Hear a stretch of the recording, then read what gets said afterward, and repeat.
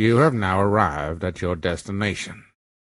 Kieran, this is such a joy to do. I so appreciate you taking the time. I heard great things and great stories, by the way, from your colleague Kip. So thank you so much for joining me today. Yeah, thanks for having me on, Harry. I'm a fan. I'm excited to be on and excited to speak to a fellow European, not that far away. I mean, it is rather lovely to have another European on the show, but I do want to start. You run and work in some of the most impressive growth orgs, now obviously at Hubspot. How did you make your way into the world of growth, and what was that entry for you? I think that I'm a computer engineer by background, went into marketing, have done a lot of different things in marketing, and at some point kind of was asked to build out a product-led motion for HubSpot.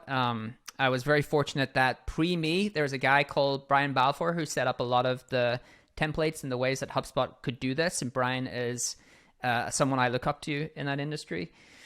And had the opportunity to do something quite unique at HubSpot when we were an established company to build a PLG motion, a product-led motion, and built out the marketing and growth and kind of learned on the job because I was a marketer going in to learn about growth and do growth. And so my career, I've kind of just always tried to do the thing that I think is the next thing that's important. That's what I actually get excited by, like the new thing. I have so many questions. You can tell, like, no wonder, no one can do a 20-minute meeting with me. My first question to you is, you mentioned obviously kind of PLG, but this is PLG before PLG was such a term and so popular. How do you think PLG has changed as a go-to-market in the short time that it has been so popularized and used?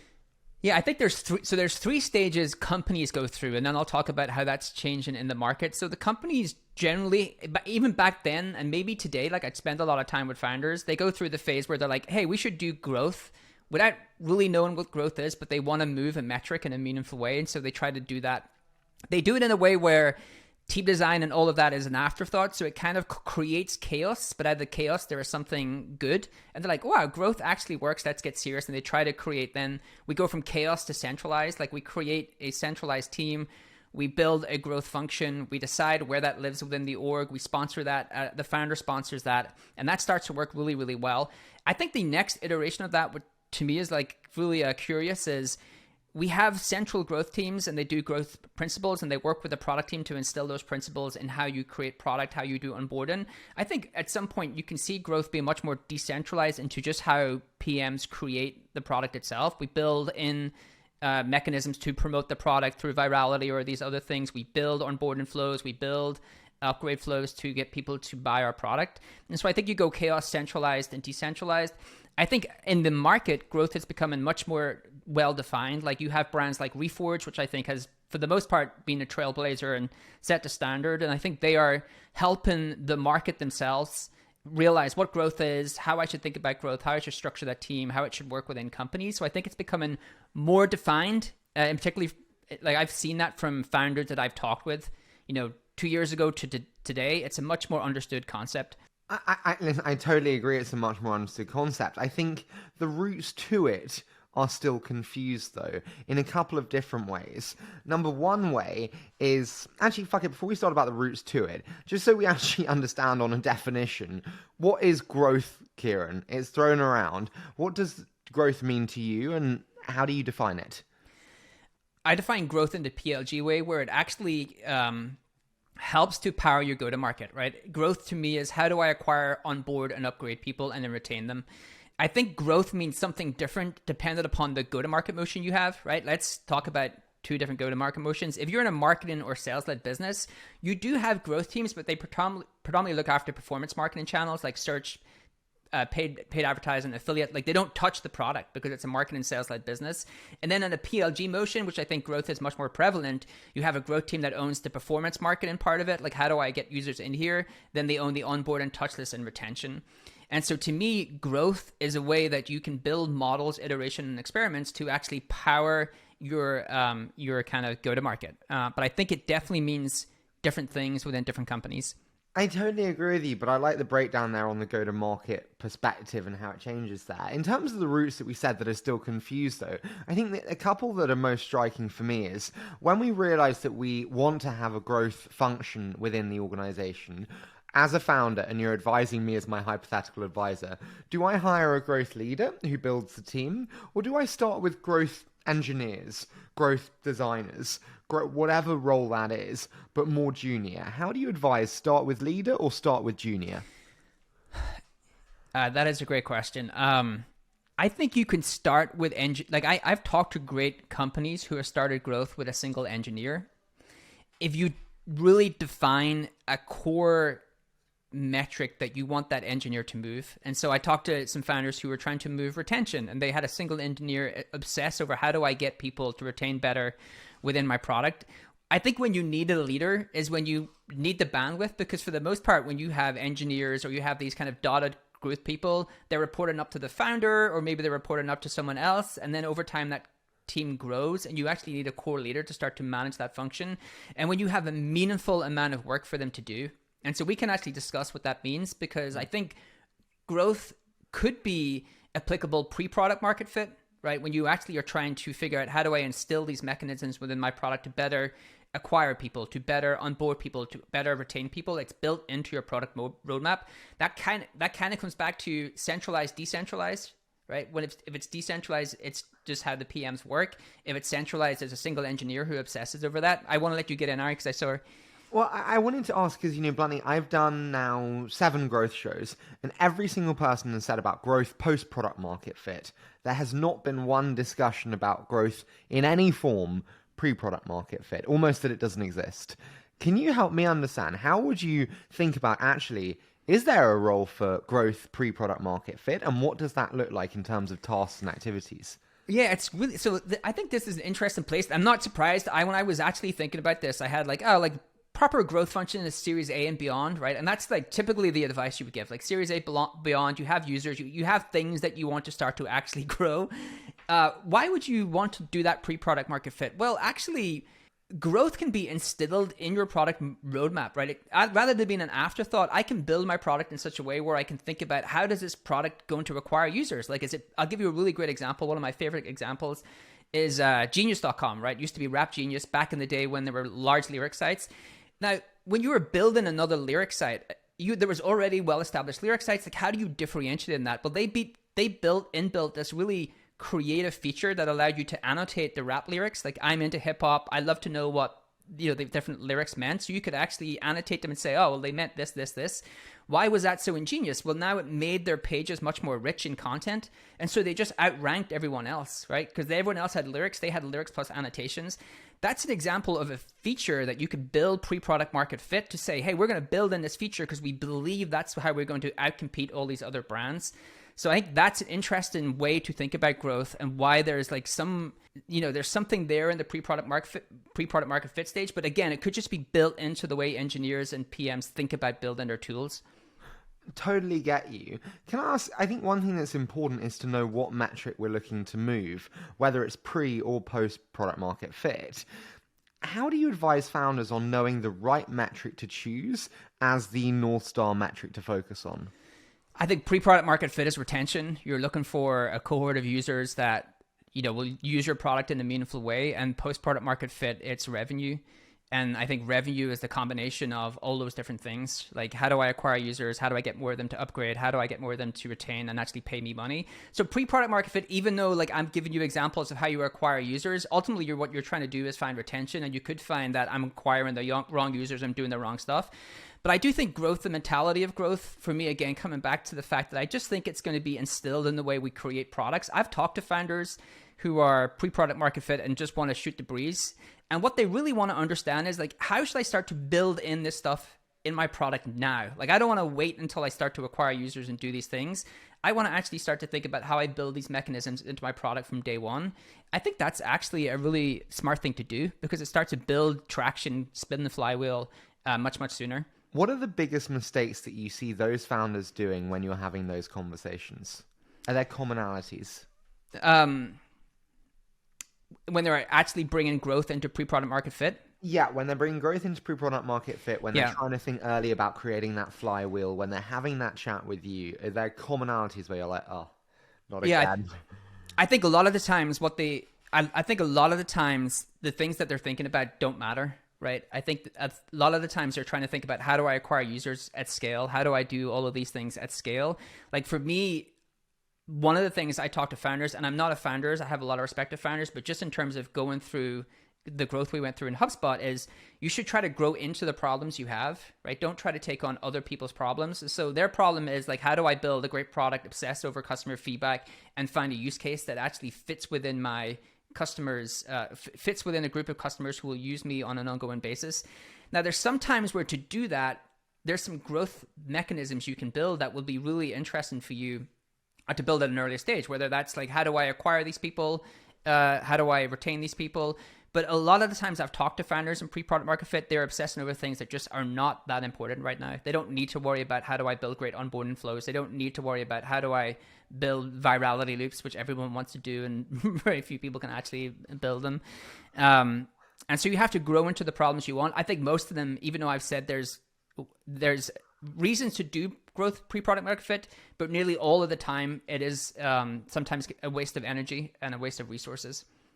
So then the next question is, okay, do I have growth in this isolated unit in the corner in the growth team, the hailed Facebook, that fell from heaven, or do we have them integrated into product, into engineering, right, and as part of the core org? How do you advise founders on that decentralized versus centralized or kind of collective?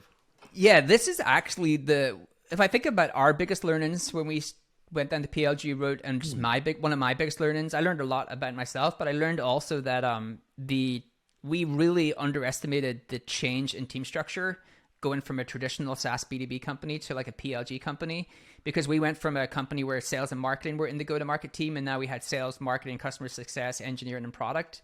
And like, how do all these teams actually work together? If you and let's kind of go through that question in terms of different go-to-market type companies. So if you're an Airbnb, a Fiverr, a Thumbtack, where your product is basically your entire go-to-market, right? The product is the way that you acquire, onboard, upgrade people. For me, the perfect split there is you have a central growth team that lives in product. They own all the go-to-market metrics, and in those kind of companies, marketing is really, how do I build a great brand? How do I build great product positioning? Then you have product-led companies like Calendly, Miro, Figma. And what they do is they have a marketing team that help acquire the demand, and then a product team that sits within the product team that's centralized, that does the onboard and monetization and retention. It's very rare, I think, you will find a company that has that kind of model that also has like the SEO and the paid search in growth. It usually belongs in marketing. And I think that's actually the right structure. And I think what you need to do is build great relationships between marketing and product. And I know we're going to talk about that. And then again, in a marketing and sales-led business where you have a demo trial, you really have the growth teams you find in those businesses sit on marketing, and they just run performance marketing. So in the heyday, they were called performance marketing, but growth sounds like cooler. So they've just changed their name to the growth, but it's like it's the same stuff. I guess you could say, well, hopefully they've instilled growth principles. So it's much more iteration, much more experimentation, much more framework and model based, but it's still like performance marketing really. I mean, growth is so much cooler as a label there. Yeah, it's on a LinkedIn. I mean, growth. Yeah. Oh, baby, that is exciting. Okay, so we now have discovered those two big questions, and we want to hire. We want to hire for our growth team within this hypothetical startup that I'm running. How do I structure the hiring for growth talent? What does the interview process look like? If you could break it down for me, I've never done it before. I'm starting from zero.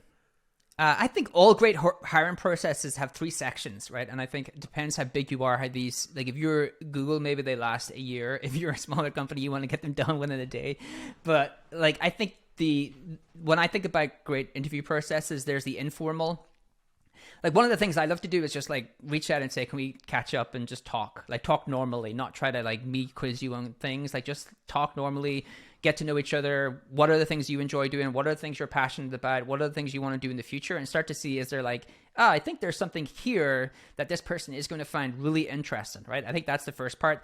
Then there's the formal part where you actually have your team and the people you think are really important to dig into their experience and to dig into the way they think and solve problems, to give you perspective on like, actually, we do think that this person is a great company fit, great problem fit, like they're a fit for the problems we're trying to solve, and a great team fit. And then I think it's debatable if you want to do the case study or not. I think case studies in growth hires, like I've done a lot of growth hires, or not just growth hires, marketing hires, lots of different types of hires. I think in growth, you can build a great case study because you can give someone a theoretical growth model. You can ask them to tell you what metric they would prioritize, how they would run a great experimentation process, give you 3 different examples of experiments and how they would think about running those and why they would pick one over the other.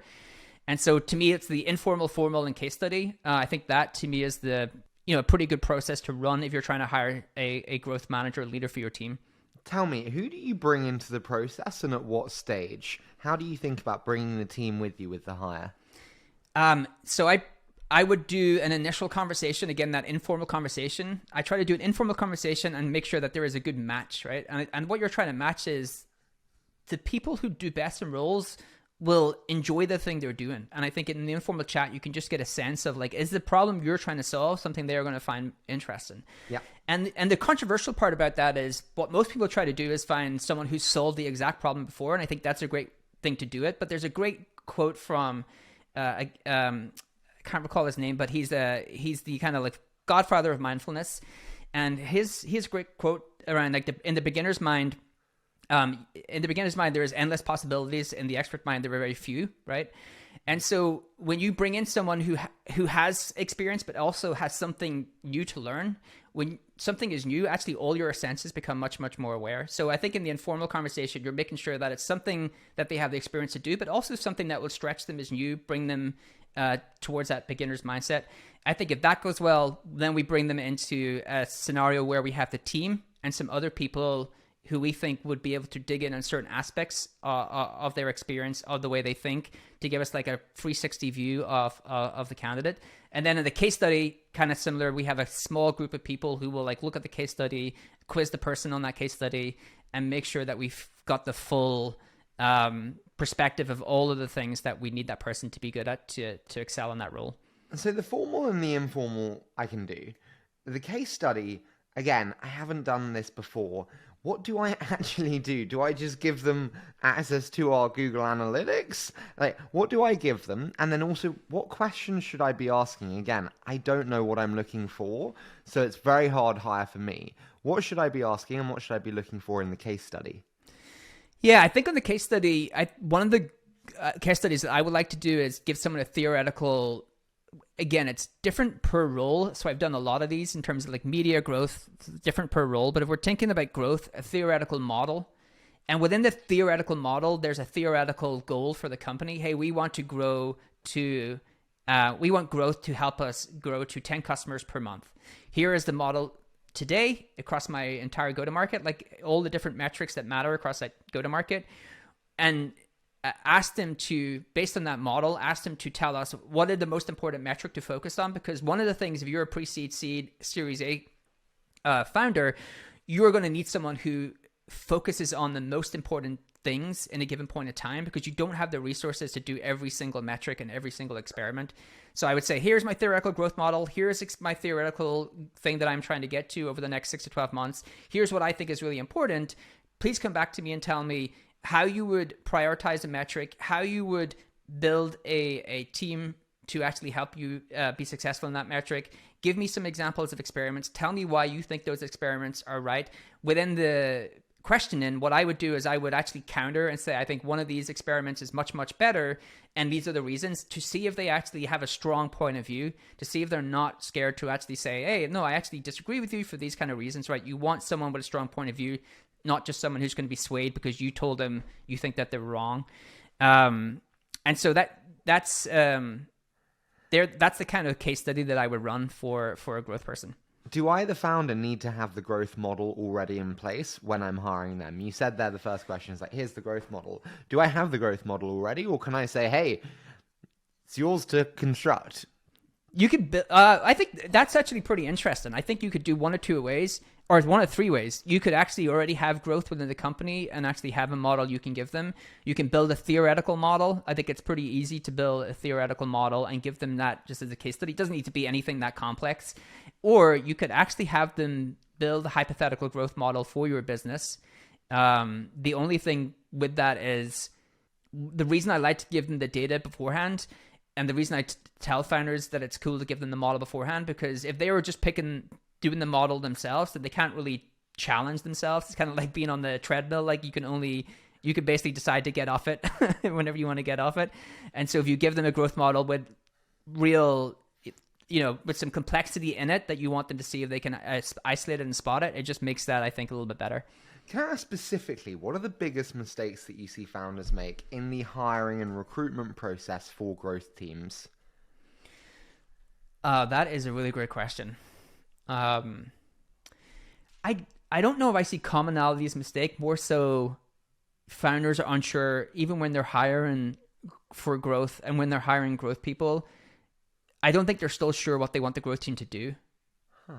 Like they know that they want a team to come in and iterate and work on their go-to-market metrics, but I don't think they've like really defined what they want that growth team to excel at in the next 12 months. And the other thing that I think is really pivotal when you bring in a growth team and it's the first time you're doing this is the founder has to be the sponsor of that team, in particular for the first year, because the team can cause some friction, especially if it's not in the product team and it needs to touch product, or if it's touching these other things that are owned traditionally by other teams.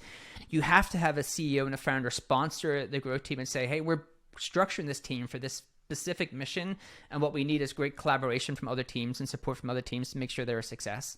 Mm-hmm.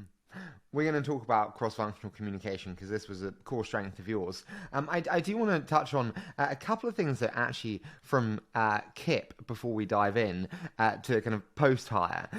First is like Kip told me about your insane ability to scale with company and transition from playbook to playbook, which I think is the sign of a true unicorn person. What are the signs that someone, a candidate, can move with playbook and scale from phase to phase very efficiently? I think so. Everything is a framework, right? Like, everything can be distilled down into a simplistic framework, and that framework has like a couple of inputs that matter. Because when you actually ask someone like, oh, how does this team work and how does it be successful? It's just like long-winded presentation. They're doing all these things. Like what are the couple of things that truly matter? And if you can always obsess about the couple of things that truly matter and try to continue to build systems around to scale those inputs until there's just nothing left, that's how you actually build true scalable playbooks. The other thing of a great leader, sign of a great leader who can scale with company, is the job of any leader is to make themselves redundant, right? They actually want to have a team that is good enough to take away their work. Because if they don't take away their work, as the company grows, you get more work, but you actually haven't relieved yourself of the work you already have. And so now you're in a real pinch, right? You actually just have too much stuff.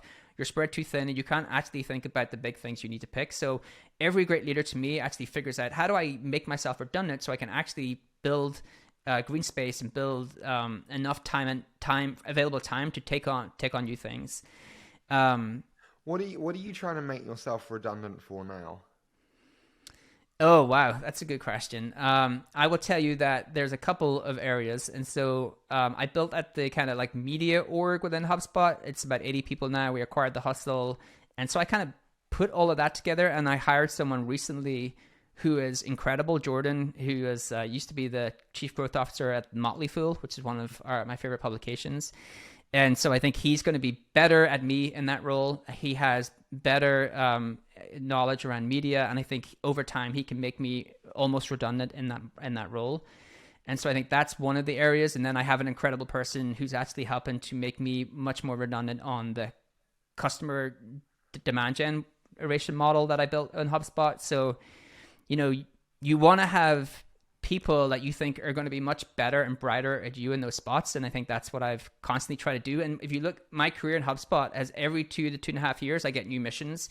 And I can do that because the stuff I used to do, I have people who are better at me at doing that anyway. Tell me, and this one was from Kip too, he asked, what were your biggest hiring fuck-ups? Did he tell you to say that? Yeah. You know what? I'll give you a great one. I'm not going to mention names, but I'll tell you a great one that actually is prevalent within marketing is hiring people based upon how good their personal brand is. And their personal brand is always much better than their skill set, because some of the truly great people are doing work. Right. And so like if it's not your full-time job to be a content creator, it's really hard to do both those things, to be in a company doing great work and also be a content creator. I know lots of people who can do that. I know a lot of people who do have great personal brands and they truly are great. But I think every mistake I've made is because I do gravitate towards people who can create truly great personal brands as well, because they create a lot of thought leadership content. It's easy to see how they think. And I think there's been some times where that has been, that work they do is much better than actually what the true extent of the work is. Now there's counterpoints to that. I think you talked to Matt. Matt is like one of the, opposite of that. He's a really big personal brand, but he's also one of the smartest people I've ever worked with. And so I think it works sometimes, but a lot of times founders especially get really swayed by people who have like really big personal brands. I totally agree with you. I think the other thing, we're talking about mistakes in hiring growth. I think one thing that I consistently see is people who mistake company brand where the person works. They're in Google's growth team. They're in Facebook's growth team. Yeah. And the truth is, you're kind of on a gravy train anyway if you're at the right time in the right team, and actually moving to a 10-person startup is very, very different. And I think that's the biggest mistake and fuck up I see founders make. I'm totally with you on personal brand also not being an indicator for success. So yeah, I've said before, and I got really negative comments for saying this, but I've said before, like an average marketer at a great company makes more money than a great marketer at an average company, right? Because they can ride the gravy train to success. And so you have to try to figure out what that person's done versus what the collective we have done. And I think that's an important thing for founders to try to figure out. And a great personal brand will make more than both combined. Yes, yes, man, the creator life is a good life. And I've actually, again, that hustle, part of the hustle, we got some really great creators, and I've never been more appreciative of how hard it is to be a great creator and how amazingly talented great creators are.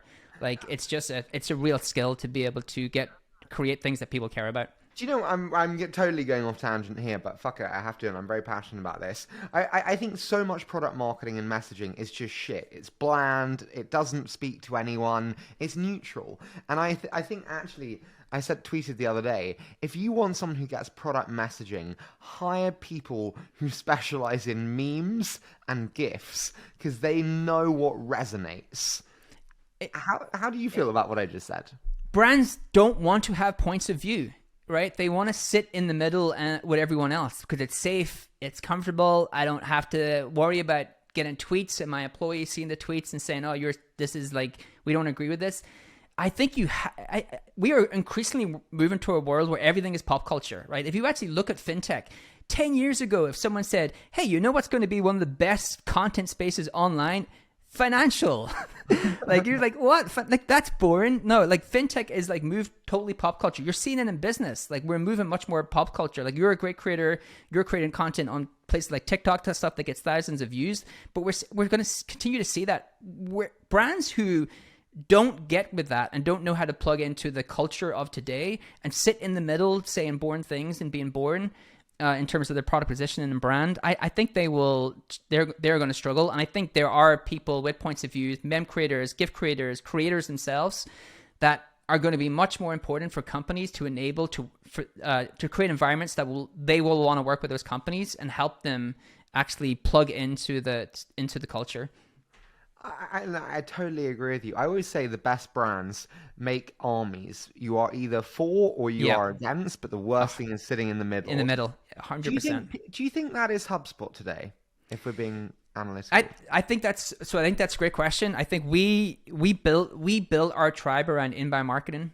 Yeah. Right. We built that tribe. And so what happens actually, we can discuss this. What's interesting to me is a transformational company will always move towards at some point just a message that is not transformational anymore. So let me give you what I mean, because I don't think I explained that right.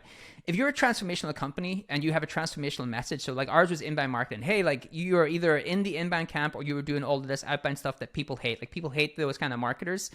At some point, if you win that conversation, then that just becomes the ad hoc way of the way that people think about marketing. Like inbound is not new now, right? We kind of won that war. People agree that is the best form of marketing. And so your transformation and messaging just becomes best practice. And so it's hard to keep that kind of that passionate for or against when you've actually won the conversation and people agree and implement that and it becomes best practice. And so that's something I think a lot about, is like how you build your tribe at the start, but eventually I think your tribe becomes a much bigger cohort of people. And how do you push brand to the edge at scale when you're a public company, when you have corporate brand as well as investor brand and many different types of brands that you need to hit? Can you really be as edgy and adventurous as you would like to be? It's challenging with scale. I think it's really challenging. For me, even though I said like companies shouldn't sit in the middle, I don't disagree with why it happens, because you have like a large market that you were trying to market to, and you don't want to alienate them with such point of views that are like, oh, well, half of my audience agree and disagree with that. But I think you can do it in a way where it's not alienating to your audience, but it is engaging to your audience, right? And I think that is, to me, the whole every tech brand in the future becomes a media brand, because we have something to say. If you think about content in most companies, we've traditionally leveraged education to build an audience for our products or services, right? And why have we done that? Well, when the internet became popular, 2006, and continued to grow, educational needs become more niche, and brands were able to fill those educational needs by serving a smaller subset of the market, but that service actually helped those people, or helped to onboard those people to their products or services. And so we always thought of content, I think, in terms of how do we create educational content for the people we want to use our products. I think in the future, brands are going to have to think much more about inspiration. Like, how do I create inspirational content to say something to my audience? How do I create educational content to get them to engage with me each day, every week? And to me, that's the whole kind of discussion around why are you seeing all of these tech companies moving much more into media? It's because we want to be ever present within our consumer's life. Yeah, it's astonishing. I ask pretty much every founder that I meet, obviously on the investing side, you have a billboard in Times Square. What do you put on it? It's about 10 words or less. What do you want your audience to see? I'd say 5% can articulate what their company does in 10 words or less and tell a story with it. I think that's astounding. That worries me. Like, Elon Musk is probably one of the, like, for all of the things he's done, he's also probably one of the better examples of a brand who is willing to do edgy things in a way that does not alienate his tribe, actually makes his tribe want to embrace him even more, right? Like, they're fanatical fans of everything he does. For or against, you have a feeling on Elon Musk. Right. And actually, you know what? He is the best when it comes to understanding what does and what does not resonate with consumers. Right. He is the ultimate A/B testing machine. Yeah. If you look at his reach, if you compared to like any traditional media org's reach, like he has much more reach. And he does that because he plugs into the culture. He knows how to instill emotions, whether they are positive or negative, on mass scale. And I think that's what brands are trying to do, is trying to create some sort of emotional connection to their audience. And for them, you want it to be positive for the people you're trying to reach, and not care too much, not care too much, but not get swayed by the negative. Like, sometimes the negative is not something to actually make you not stop doing things. We will get back onto the schedule. The very difficult thing, though, is for actually, I think, for companies hiring those days, and I don't mean this badly, the people who are genuinely brilliant at content, I don't mean this rudely, but I think, me's and news of the world, like, either are too expensive or do their own thing. Yeah. Like, you can never hire, I would never do a content role. There are other amazing people, your Andrew Chen's at Andreessen. He's paid millions by Andreessen. Like, you're never going to get him to join a content team. Do you know what I mean? Yeah, but I think I think that is a great point, right? That is a great point, because we underinvest in content. Like, I mentioned this before, is that we'll spend, $1 million on Facebook campaigns and then outsource our articles for $10 and expect, like, why is this content not working and the Facebook thing is working really well? Well, you're spending $10 an article. So it's, first of all, rethinking how we think about media. Media should be a place, rethinking how we think about media, building an environment where creators actually want to work. And so there's interesting ways that you can build environments that you want creators to work. How? One of those is like paid well, freedom. I think long-term you can talk about things where you have upside on the things that they create. I think that's hard to do, but I think that's something you can do. The other thing you can do, which is something we launched recently, is a creator program. So you're right. Like, all of these people will not want to work within a company because they want to do their own thing. Cool. Well, how do we create a creator program so we can actually have them be part of our network, but they actually get paid on the content they create? They get total editorial freedom within reason, and we can talk about that. And you start to make yourself a interesting place for both internal people to work because they get to work with these creators, or external people to work because you have a program that supports their growth, but also actually kind of incentivizes them to grow because you are paying them on the upside. Do you know what I find amazing though? Which is like how many companies and funds and startups produce content. They spend hours and hours, even if they do what you say there, which is spend more money on the creation side. They spend more money on it and they produce great content. And then they click publish and then they go, forget about it. Why is no one coming? Why is no one coming? No distribution is thought to it. People don't understand distribution today. I think this is why we've been successful, you've been successful. But I think we both get distribution, and it astounds me how people create for so long and distribute not at all. Right. I think great distribution starts with great ideas. That is the one thing. The thing that I have learned from the people who I have been immensely impressed with in the hustle is they have great ideas. They are able to find things that are interesting that is not widely covered. Like they just find these nuggets of data. They find these nuggets of information. And then they are able to have their own spin on things. Like they have an angle, right? There's a specific angle that they take on things.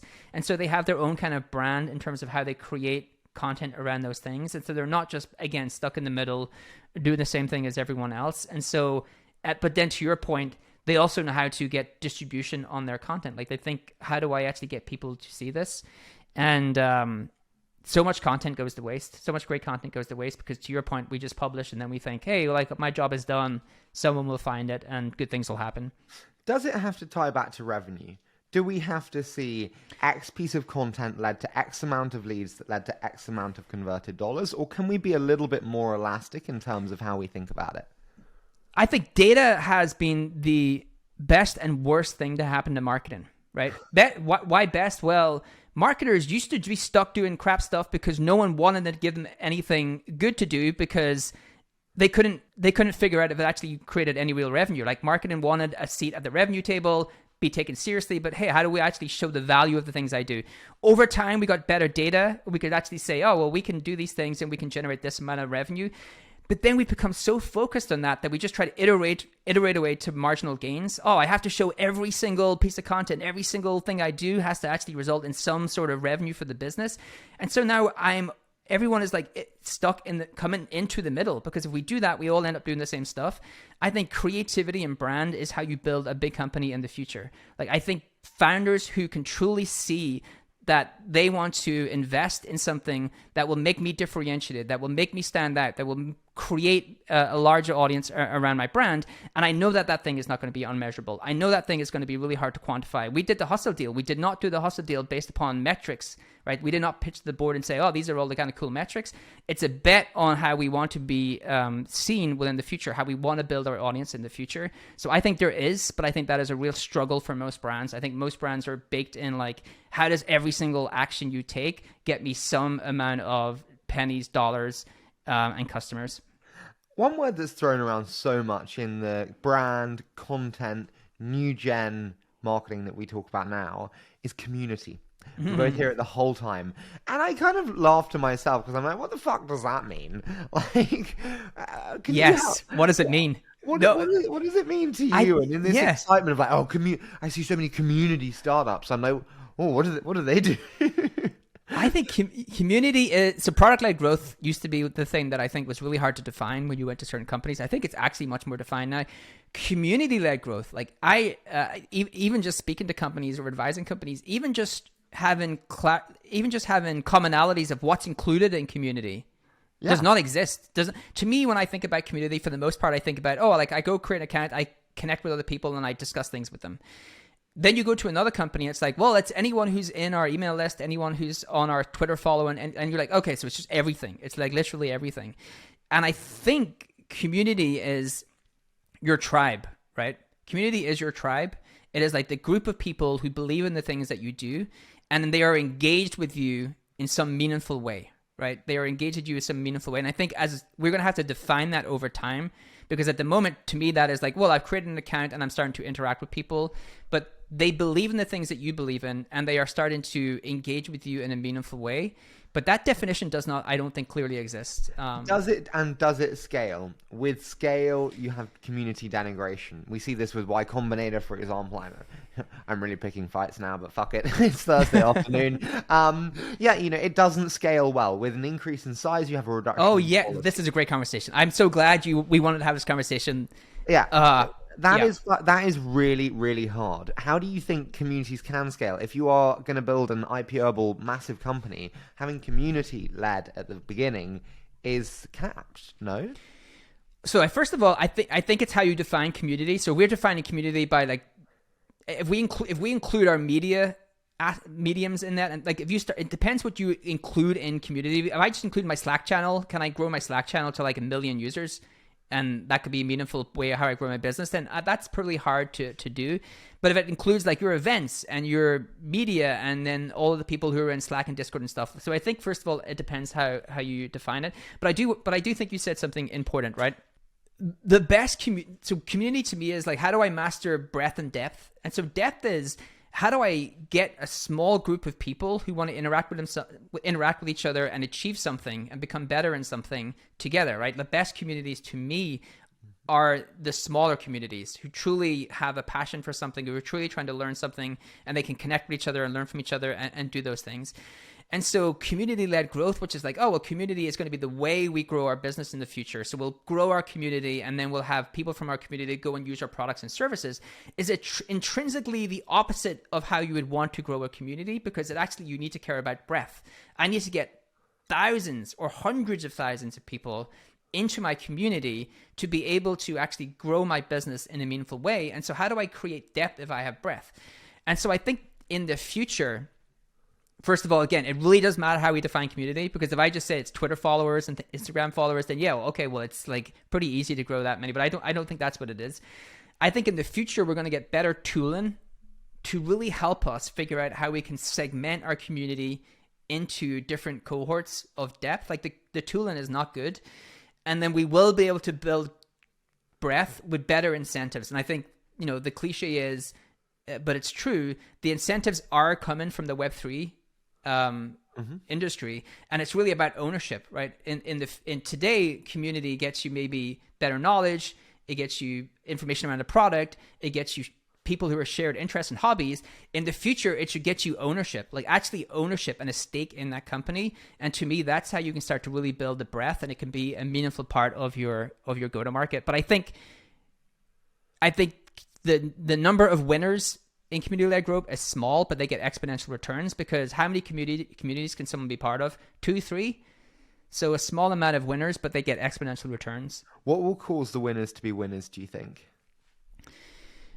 I think it's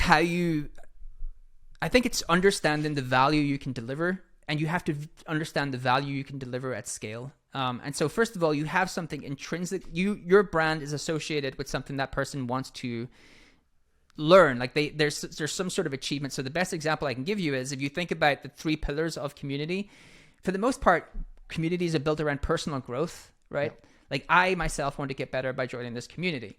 Then they are around the connections you create, right? I actually can connect with peers and they make me a better version of myself. And then the third part, which actually is an untalked about way you can build a moat around your company, is the reputation. Like by doing those things, I actually can achieve something, but I can show people that in a visible way and get some sort of payback from that. So jobs is like the best example of that. I get credentialed, I get some sort of qualifications, and I get matched with jobs who want people like me. Now, there's other ways you can do that if we go into Web3. I think the companies who win in the future excel at those 3 things, which is breadth, personal knowledge. Like how do I create a mass amounts of people who can learn things from me, be a better version of themselves. Depth, which is the connections. Like how do I get them into smaller groups and make sure that they are connected with people they can learn from and engage with. And then the big thing is, how do I take all of the things that they have built in that community and give them something back through the reputation? But I think in Web3, that's through ownership. In Web2, it's reputation. And Web3, that's ownership, right? I'm actually creating value in the community, but now I have ownership in this company, so I'm actually getting something back. I have to touch on the breadth and depth. I think this is the biggest challenge with product messaging and product marketing that I see today. When you look at horizontal tools, in many ways, like say a Notion is a brilliant example as a tool. It could be used by dentists and it can be used by software developers.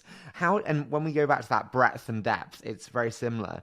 But like, how do you market and message such a horizontal product without alienating the depth, without alienating the verticals, but then also not just stick in the middle? You know, how do you describe Notion? Collaborative work docs. Well, that doesn't speak to anyone actually. But do you see what I mean? Yeah, I think most of the horizontal tools, they stay horizontal to get mass distribution, and they verticalize to monetize. And so like, you have a Calendly, which is applicable to anyone, right? What a great tool, what a great company. Toby's built an amazing company. But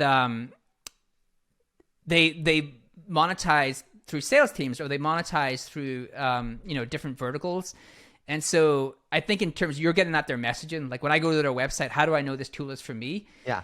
I don't know if that's how those tools grow. They grow like through virality, word of mouth, right? You have a small group of people who use that and they start spreading it to other people. I don't know how much their positioning, I'm sure it matters, but I don't know how much it truly matters that I go there and I see that this product is for me, because I probably onboarded to the product through a referral, through someone sharing a Notion with me, through someone doing word of mouth, because it has such broad sets of use cases. But the way they monetize, when you actually need to go vertical and monetize, and you do need to start to figure out like, what are the teams that would truly want to use this, whether that's, hey, this is truly great for engineering teams, this is truly great for teams who want to build CRMs, lightweight CRMs, like whatever those things are. I think that's when it becomes really important. Can I take it back to community on something that I did forget? Do you think HubSpot's done community well? And with the benefit of what you know now, is there anything you'd do differently looking back? Yeah. This is a great question. So I think again, how you define community, I would tell you, most people would say HubSpot has built a really large, vibrant community through our content, right? That's how they think of it. Like our academy, if you actually go to G2 Crowd, you'll see that our academy is probably the best rated online education platform, and we're not an online education company, right? That is part of our community. But I'll give you like an honest answer. So I think we've built a tremendous community, but we have a lot more to build. If you think about community as like our community.hubspot.com, like the connections part, where do I go to get connected to others? We've primarily focused on building a community of product. Like, how do we build a community around our customers, the people using our tool? I think the thing that we could do better is we have all of these people, millions of people consuming our educational content. We have hundreds of thousands of people who are all credentialed through our academy and taking our software courses. We've never tried to build a community of practice, which is how do we build a community around knowledge and connect those people to each other, and connect those people, like do cohort learning and live workshops and live classes. We're doing that much more. So we haven't blended the community, like the connections part, with the personal achievement part as well as we could have for communities of practice, which is people who want to get better at educational content and educational topics. So I think that's where we could improve, like that community of practice around education. It's really tough though, because like you could be very proactive and allocate a lot of dollars to really being proactive in making those connections and finding those synergies. That said, for a business leader looking at budgets, there is really no payback period. There is no correlation to revenue. And it's very difficult. I feel sorry for, people who own the budget lines, because they're looking at these very intangible things going, there's a big spend for a very questionable return, and I'm a public company. This is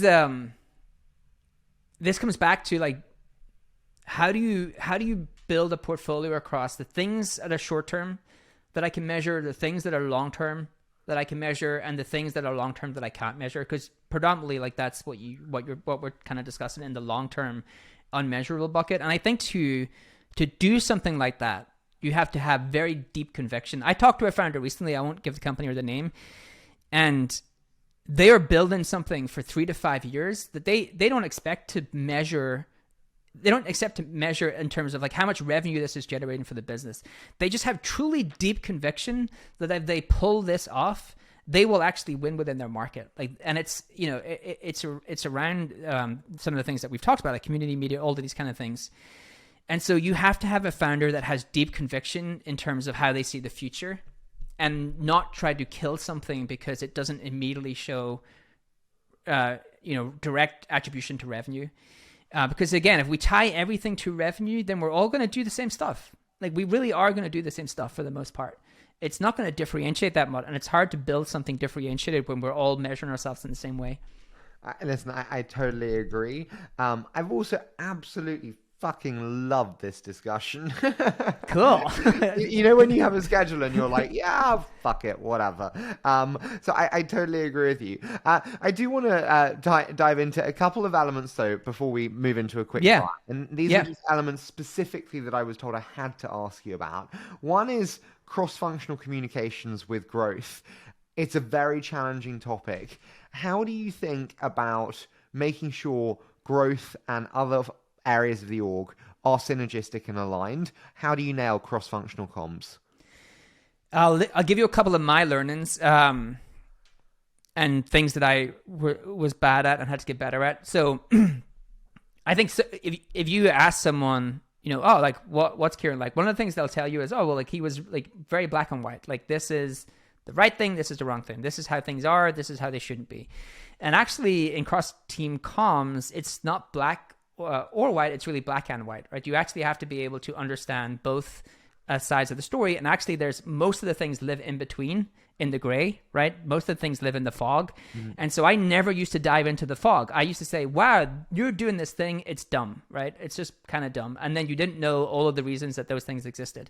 And so I think when that happens across teams, and because you speak different languages, then everything kind of seems, if you're all black and white, then everyone seems like they're doing kind of dumb stuff. And so the first thing is, like, you have to live in the gray. You have to have the context for why things are the way they are. The second thing is marketing and product speak somewhat different languages. Like the job of a PM, great PMs, crystallize problems and then present them to their engineers. And their engineers are like, oh yeah, we believe in this problem. Here's how we think about this problem. And we will go and figure out how we build that solution, right? Marketers are very solution orientated, right? Actually, I think marketers could do a lot better if we kind of ground ourselves in the problem, and some do, some don't. But I think we're much more solution. Oh, here's the solution, here's a solution, here's a solution. And so when you go and start working with growth teams who sit in product or product and engineering teams, marketing are like, here's the 5 things I need you to do. Oh, well, I've just told the PM I need you to do these 5 things, and that PM has to go to the engineer team, do these 5 things. That's not how engineering teams want to work, right? And so that is a thing that just does not work. And so you have to start to figure out, how do we all speak the same language? Like, how should we work together? How do we speak the same language? How do we make sure that we are aligned around the problems? How do you actually do that? I'm the CEO. Do I say, right, product team, right, growth team, right, marketing team, come in and we are going to sit down and discuss the dictionary of how we speak? How do I actually do that? You know, I'm going to be honest with you, because I don't have a great, like, the way we got there is like through lots of friction and fighting and falling out with each other and getting back on side with each other. We did not, I would be lying if I said, oh, well, we had this like really amazing playbook that we kind of rolled out and we went through, that was the hardest part, I think, of the PLG motion for us, is we just really underestimated how hard it would be for all these teams to start working together. And I think we got there through grinding it out is the way I think about how you get to be a great presenter. You just have to grind it out. And I think that's how we got there. Maybe there is people who like have way better playbooks and frameworks for that. But for me, I would be lying if I said that we had one. Whereas I think what we got there is like, we trusted each other. We were okay with falling out with each other. And over time, we got to a place where things worked much, much better. Can I ask final one for before the quickfire? I think onboarding is just universally done terribly badly. When you think about like onboarding for new growth and marketing hires, what does good look like to you, and what standard do you hold yourself accountable to as this is what we need to do to make them successful? Yeah. Well, I think one of the things we do that is really good, and it's our people ops team, it's not me, is we build 100-day plans for people. Because when you come into a new role, you're like, oh, wow, what do I do, right? And especially in remote onboarding is a whole other topic, like remote work onboarding. So we do a 100-day plan. We're like, here's all the different people you should meet, and we make sure that we get them into your calendar. Here's what we would love for you to do in month 1. Here's what we would love for you to do in month 2. Every 2 weeks, we check in and ask how you're doing across that 100-day plan. Ask how the meetings went. Ask, is there other questions you have, so we can pair you with other people. And that 100-day plan isn't actually about, at the end of this, we need you to have achieved A, B, and C. It's at the end of this, we hope that you understand your role, understand your team, and understand the kind of path to success. So it's just making sure that you feel set up for success versus like you have to have achieved these things within 100 days. Like there are things like we want you to do along the way, but it's much more set up for you to be successful and make sure that we are setting you up to be successful within your role. Can I ask you, as a leader today, I listened to you and it just seems very natural. It seems very structured, and it seems like you have your shit all in place. When you think about your own weaknesses as a leader today, where do you think you're weakest? Operations. I'm not like processes, when I mean operations, I mean like building the project management tool and all of that kind of stuff. It's just, I don't enjoy doing it. I don't enjoy doing operations. I don't enjoy doing all of the admin work that comes with managing lots of people. It's part and parcel of the role, but that's not where I'm like, oh, well, how do I build a great operating model for my team today? It's like I have to force myself to do it. I'm with you. I delegated it. Final one, I promise, before the quick fire. You angel invest as well today. How has angel investing impacted your mindset to growth and company building? Yeah. Growing a company is really fucking hard. Founders are amazing people.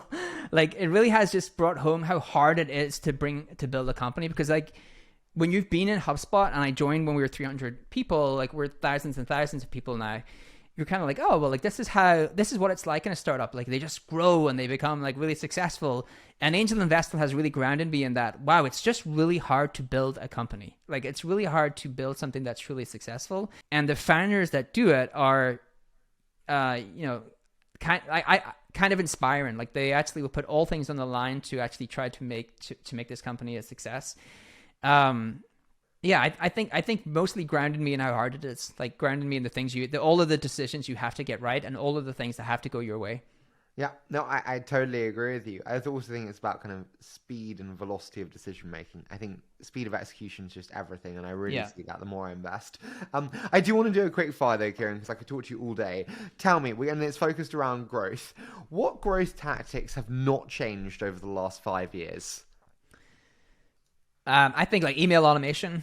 I think they have remained constant, still important, but have not changed that much. Okay, totally agree. What tactics have died a death on the other hand? Yeah, I don't know if anything dies, right? I think it just kind of becomes less effective. You look at paid advertising, I think that's going to become less effective over time because of privacy, because of rising CPMs. You look at search is one of my favorite channels, but how that holds up over time with Google decreasing the amount of traffic you can actually get from them. I think if anything died in the last couple of years that came to mind for me, it was like anyone who was trying to market on Clubhouse. But I think for most tactics, plateau versus die. Tell me, what would you say is the biggest mistake founders make when hiring growth teams? I think it's defining how you set them up for success, right? What their structure is, how you make sure you align them with the business and other teams, and how you can be a sponsor of their success. What one piece of advice would you give to a growth leader starting a new role today? Customers, data, and team. Like if you're close to all three things, you're going to be successful. Know your customers better than anyone else, know your data better than anyone else, and be an advocate for your team better than anyone else. How is onboarding different in a remote versus an in-person world? The meetings matter, like making sure that the person, being proactive about getting that person set up to talk to other people. Everything in remote work is on scheduled time, right? We all have to schedule time and put the Zoom link in and actually interact with each other through these kind of video chats. Whereas when you're doing it organically within a business, within an office, it's much easier to have these organic conversations with people. So you really have to be proactive about making sure that person gets time with people and gets to spend time and start to meet people. What would you most like to change about the world of growth? I think it needs to become, I think the more defined it comes, the easier it is for founders to figure out how to leverage it and when to leverage it. So I think what the team is, the structure of the team, goals of the team, and how it should be aligned with other teams. I think that that is the best thing that could happen for it. How many domains have you bought, and how close? And which one have you been closest to pursuing? I have bought, let's say, 100. I had a bit of a issue with buying domains at some point. The one, the one I nearly was like, oh, this could be a good idea, was I bought a remotecal.com. I think it's back. I think it dropped, so I don't think I have it anymore. And what I was going to create was remote workers, because like if you think about it, your community has moved online to some respects, so you don't get the same kind of ability to network with people who are in your industry. So remote workers could have a calendar. They could put in times that they actually want to get matched with people, put in interests, and they will get matched every month with other people who have the same schedule as them, because one of the hard things is scheduling. But I never did it. I think it's worth $1 billion. Yeah. You want to invest? No, I would have happily, if you would like to do it. I would love to, but it actually exists in the US.